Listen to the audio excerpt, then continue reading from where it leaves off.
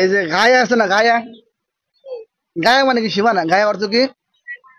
আর মুগায়া মানে কি যার সীমানা বর্ণনা করা হয়েছে। হ্যাঁ, যেমন হাত দৌত করবে কনুই পর্যন্ত, তো কনুইটা হলো কি সীমানা, হ্যাঁ গায়া, হ্যাঁ। আর পুরো হাতটা কি, এটা হলো মুগায়া, হাতটা কি মুগায়া, বুঝছেন নি? তাহলে গায়া মুগায়া বুঝছেন নি? গায়া কারে কয় আর মুগায়া কারে কয়? হুম, যার সীমানা বর্ণনা করা হয় তাকে কি বলা হয়? মুগায়া। তো ইমাম জুফর রহমতুল্লাহ আলাই বলেন যে গায়াটা মুগায়ার অন্তর্ভুক্ত হবে না। আর আহনাফরা বললে কি গায়াটা মুগায়ার অন্তর্ভুক্ত হবে। আসেন, লিআন্নাল গায়াতা, ইমাম জুফর রহমতুল্লাহ আলাই দলিল, লিআন্নাল গায়াতা যে গায়াটা, লা ইয়াদখুলু তাহতাল মুগয়া, যে মুগয়াত অন্তর্ভুক্ত হবে না। অর্থাৎ হাত ধৌত করবে কিন্তু কি হাতের মধ্যে কোনটা আছে, কোনটা কি ধৌত করতে হবে না। ওয়া নাহনু নাকুলু, আর আমরা বলি, এখানে শোনেন, আমরা বলি কি শোনেন, আমরা যেটা বলি যে গায়াটা মুগের অন্তর্ভুক্ত হবে, কখন হবে? যদি এরকম হয় যে এখানে ইলা আসছে, ইলা আসার আগেও এখানে গায়াটা মুগের অন্তর্ভুক্ত থাকে, তাহলে ইলা আসার পরেও কি গায়াটা মুগের অন্তর্ভুক্ত থাকবে। বুঝছেন নি? যেমন ধরো হাত, হাত বললে আপনি কতটুকু বুঝে, আঙ্গুল থেকে বগলের নিচ পর্যন্ত না? তাহলে কনুই তো আছে নাকি? তাহলে হাত বললে কি কনুই পুরোটা ঢুকে না? সুতরাং ওই হিসাবে দেখা যায় যে আমরা যখন শুধু হাত বলমু ইলা শব্দ ছাড়া, তখন কি গায়াটা মুগের অন্তর্ভুক্ত হইতেছে, হ্যাঁ, কনুই বুঝাইতেছে। হ্যাঁ, সুতরাং বলতেছে ইলা আসলেও কি গায়াটা মুগের অন্তর্ভুক্ত থাকবে। সেটা বুঝছেন নি?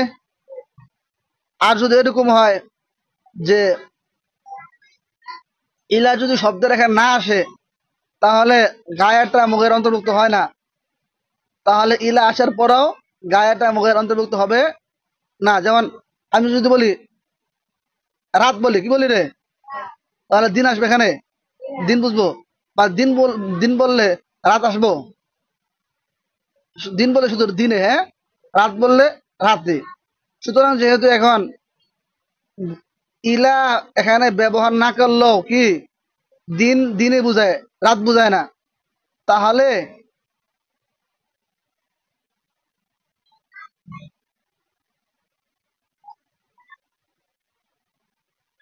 দেখেন, আপনারা কথা বলতেছেন মাকসুদা, তাহলে আমি তো কথা বলতেছি, আমারটা শোনেন।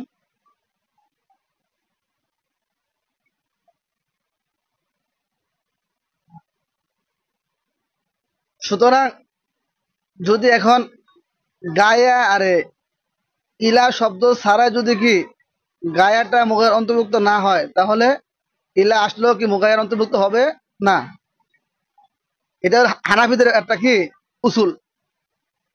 ওয়া নাহনু নাকুলু, আর আমরা বলি, ইন কানাতিল গায়াতু, যদি গায়াটা এমন হয় যে বিহাইসু, যে লাউ লাম তাদখুল ফিহা, যদি তার মাঝে প্রবেশ না করে কালিমাতু ইলা, ইলা শব্দটা, তাহলে লাম ইয়াতানা ওয়ালাহা, তাহলে গায়াটাকে শামিল করে না সদরুল কালামে মুগায়াটা, তাহলে লাম তাদখুল তাহতাল মুগায়া, তাহলে এমত অবস্থায় গায়াটা মুগার অন্তর্ভুক্ত হবে না। কাল লাইলি ফি সাওম, যেমন কি রাত্রটা রোজার ক্ষেত্রে আমরা বলি কি আতিমুস সিয়ামা ইলাল লাইল, আছে না, আছে না? এতে দেখেন বাইনা সূত্র দেখেন নিচে ছোট করে লেখা আছে আতিমুস সিয়ামা ইলাল লাইল, তোমরা কি রোজা পূর্ণ করো ইলাল লাইল, রাত্রি পর্যন্ত। তো এখানে কি রাত্র সহ আসে না, রাত্র সহ আসে। কারণ কি? কারণ হচ্ছে যখন ইলাবাদ দেই, হ্যাঁ, যদি ইলাবাদ দেয় যে তুমি তুমি কি দিনে রোজা রাখো, রাখো, তাহলে কি দিন বললে কি রাত্র বোঝায়? দিন বলে রাত্র বোঝায়? বুঝায় না। সুতরাং কি ইলা আসলো কি রাত্র বুঝাবে না, বরং রাত্র পর্যন্ত, রাত্রবাদ। অইন কানাত বিহাইসু, আর যদি এমন হয় যে ইয়াতানাওয়ালাহা সদরুল কালামি, যে ইলাটা আসার আগেও কি গায়াটা মুগায়ার মুগায়াকে শামিল করে। যেমন কাল মুতানাজাইফি, যেমন এই বিরোধপূর্ণ মাসালায়, বিরোধপূর্ণ মাসালা কি রে, হাত ক্ষেত্রে, হ্যাঁ, বিরফাকের ক্ষেত্রে যখন আমরা শুধু হাত বলি, এখানে ইলা শব্দ নাই, ইলা কি নাই, তাহলে তো কি হাত বললে কি এখানে সব বুঝায়, হাতের কবজি বুঝায়, আঙ্গুল বুঝায়, এরপরে কনুই বুঝায়, বগলের নিচ পর্যন্ত বুঝায়, হ্যাঁ। সুতরাং এই হিসাবে দেখা যাচ্ছে যে যেহেতু এখানে ইলা শব্দ ব্যবহারের আগে কি কনুই বুঝায়, সুতরাং ইলা আসলেও কি কনুই বুঝাবে, হ্যাঁ। তাহলে তাদখুলু তাহতাল মুগাইয়া, তাহলে গায়াটা মুগায়ের অন্তর্ভুক্ত হবে।